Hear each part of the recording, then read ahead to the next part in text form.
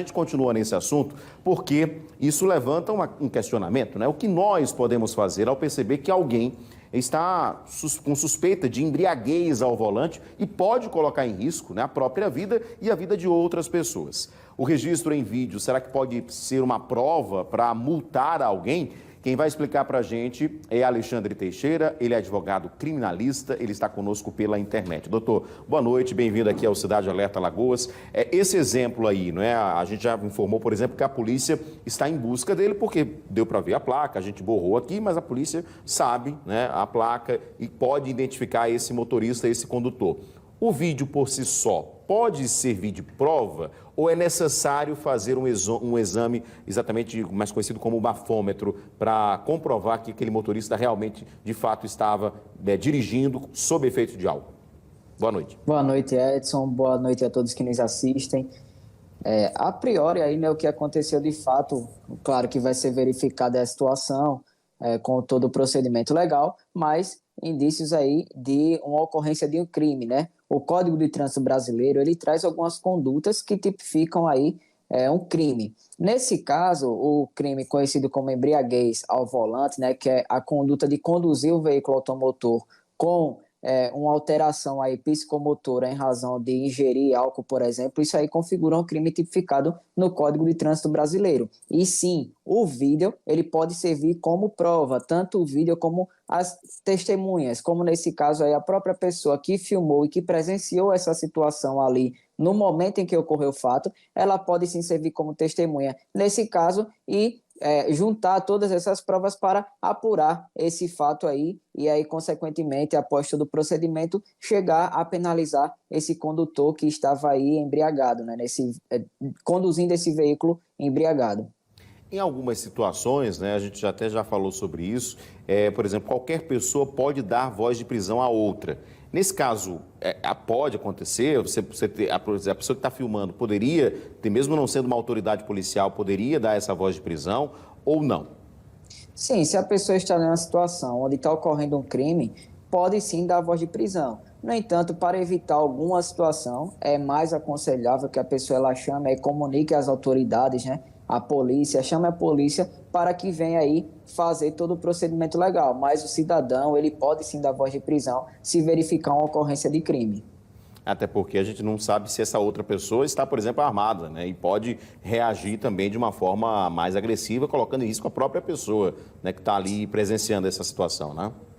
Perfeito, Edson, exatamente. A gente não sabe se aquele condutor ele está portando alguma arma de fogo, por exemplo, ou até, no caso, uma mulher podendo ser agredida por esse condutor embriagado e provavelmente aí não está em uma situação que tenha plena consciência, na verdade, aí perder totalmente o controle. Enfim, é uma situação que o mais aconselhável é que venha aí a entrar em contato com a polícia até para evitar maiores transtornos, né, como chegar a um ponto de uma agressão, uma briga e poder prosseguir a coisas piores como alguma morte, por exemplo, em razão disso aí. Então, o mais aconselhável é que venha chamar aí a polícia para que venha fazer os procedimentos legais, conduzir essa pessoa até a delegacia, se for o caso também.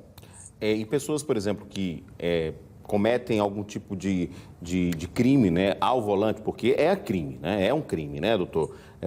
Esse crime pode ser mais agravado por você estar dirigindo, conduzindo aquele veículo sob efeito de álcool, ou seja, se o motorista assume esse risco, isso também é levado em conta num julgamento, caso ele possa tirar a vida de alguém ao volante?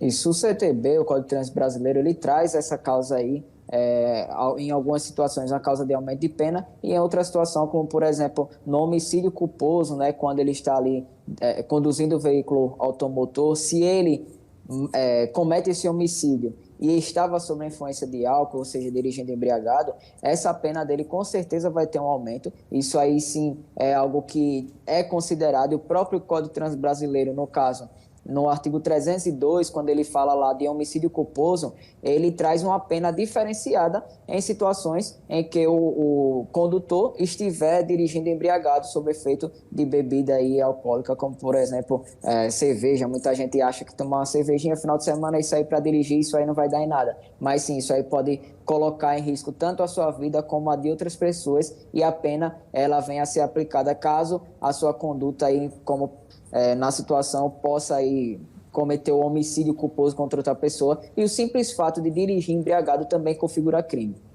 O homicídio culposo é quando você assume o risco, é isso, doutor?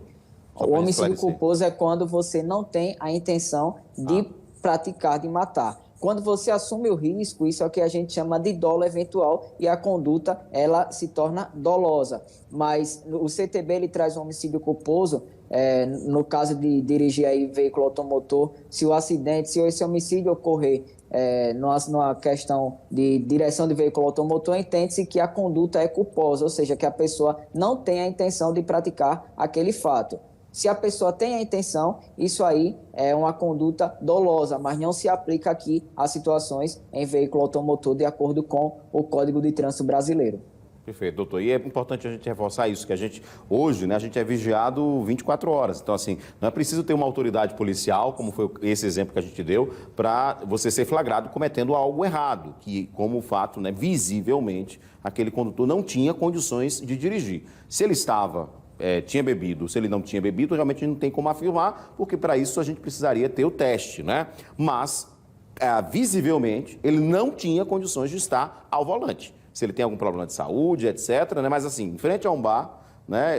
Não tinha condição nem de se levantar do veículo, com o carro parado no meio da rua, ou seja, uma série de coisas que apontam que realmente ele não tinha condições de dirigir, né? Então é muito importante reforçar exatamente isso, né? O flagrante, filmar, registrar, para que a polícia, as autoridades possam tomar uma atitude que essas pessoas não coloquem em risco a própria vida e, em especial, a vida dos outros, porque pode passar uma criança na frente desse carro, como ele saiu arrancando ali, né? E ele atropelar, né? E quem é o culpado? O próprio motorista, né, doutor?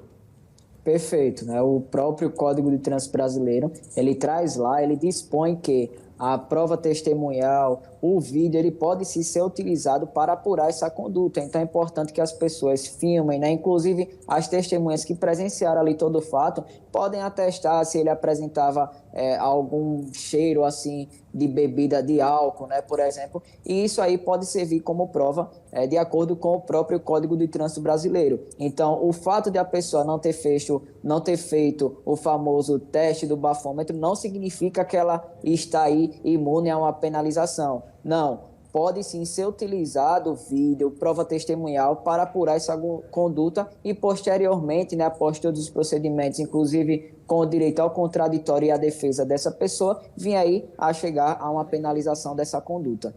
Doutor Alexandre, muito obrigado pela sua participação ao vivo aqui no Cidade, nos ajudando a entender também essa situação. E, em especial, hoje eu soube que é seu aniversário, né? Parabéns. Então, teve um espaçozinho da agenda para falar com a gente. Felicidades, doutor. Obrigado. Obrigado, Edson. Obrigado. Uma boa noite a todos que nos assistem. Bom final de semana.